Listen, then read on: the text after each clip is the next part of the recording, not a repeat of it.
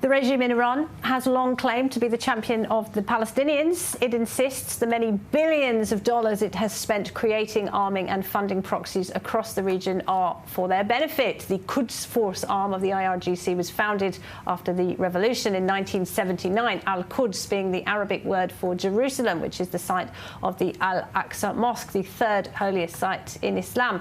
The Sunni Arabs in Yemen, Syria and Iraq have been the greatest victims of this Shiite regime's nefarious activities in their countries. For more on that, Luay Al-Sharif is a peace activist and an expert in Arab-Israeli relations. He joins us live from Abu Dhabi. Welcome, Luay. It's been a while. Good to have you back on the programme. Just explain to us, Luay, why is the imagery of the Al-Aqsa Mosque so important to the Shiite regime in Tehran? Well, first of all, good to be back, and I hope you're doing good, and I hope you're staying safe, and all the team in I-24 and all the people of Israel, inshallah, and the innocent people in Iran as well.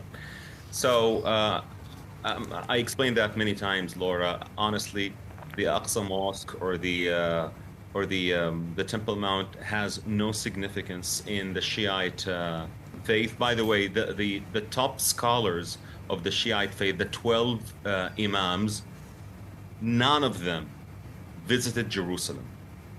That tells you a lot if it was significant to the Shiites or not. Of course it's not.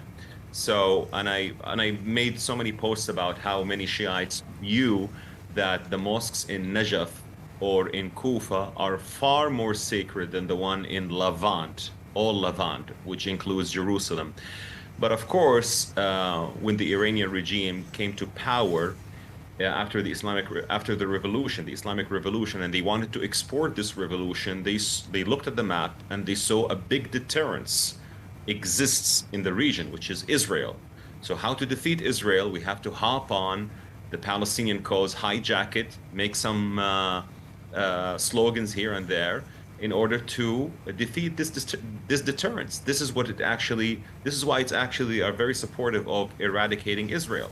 They want to eradicate Israel and then turn their eye on the other Muslim Sunni countries. And aside from the Iranian people who have been impoverished and brutalized by this regime, it's Sunni Arab Muslims largely that have borne the brunt of most of this Islamic regime's activities. How do you think the Sunni Arabs right now are seeing what's going on?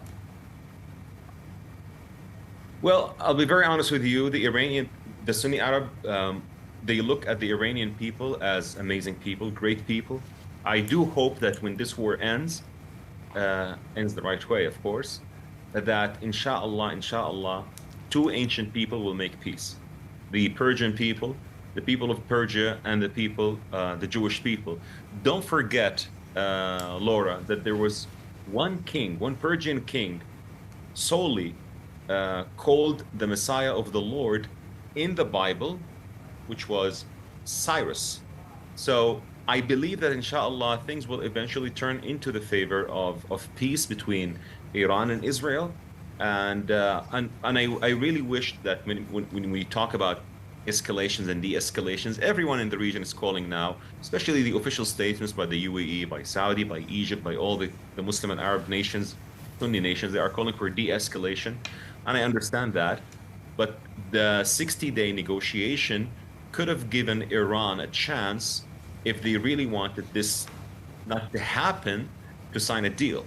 So this is why I believe the Iranian regime has to come to its senses and give up its nuclear ambition in order for things to move forward.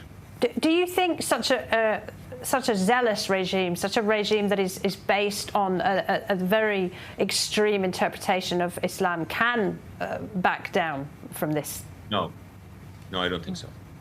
I'm being very honest and blunt. I don't think so. Because honestly, you have to trust what people say, Laura. When they say we want to eradicate Israel, we want to annihilate Israel, we want to remove Israel from existence, you have to take them seriously.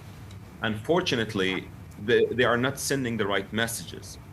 And I'm afraid that they would start to send the right messages when they feel that they are on the verge of collapsing. I don't really think that the operation that Israel is doing right now aims to, and that's what your defense minister, Mr. Israel Katz, said, it's not aimed to change the regime, but it's aimed to remove all the imminent threats Israel has and that other countries in the region have as well. So Iran should have signed a deal in the grace period that President Trump gave them. And I hope that they come to their senses and realize that it is not too late. It is not too late. If they come to their senses, they would give up their nuclear ambition, and this would pave the way for the end of this war and for maybe a future peace, inshallah. Absolutely. Loa, great to talk to you as always. Thank you so much. Loa Al-Sharif there. Thank you so much, Laura.